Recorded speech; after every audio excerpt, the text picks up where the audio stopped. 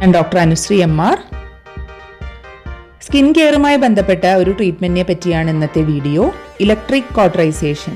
ശരീരത്തിലെ അഭികാമ്യമല്ലാത്ത കോശങ്ങളെ ചൂട് അല്ലെങ്കിൽ ചെറിയ കറന്റ് ഉപയോഗിച്ച് നശിപ്പിക്കുന്ന ഒരു രീതിയാണിത്. വാട്സ്, അതായത് അരിമ്പാറ, സ്കിൻ പാക്ക്, പാലുണ്ണി, കെടുമ്പ് മുതലായ ഗ്രോത്തുകളെ തടയാൻ കൂടുതലായും ഈ രീതി ഉപയോഗിക്കാറുണ്ട്. വൈറസുകളാണ് മിക്കവാറും ഇത്തരം ഗ്രോത്തുകൾ ഉണ്ടാക്കുന്നത്. അതുകൊണ്ട് തന്നെ മിക്കവയും പകരുന്നതുമാണ്.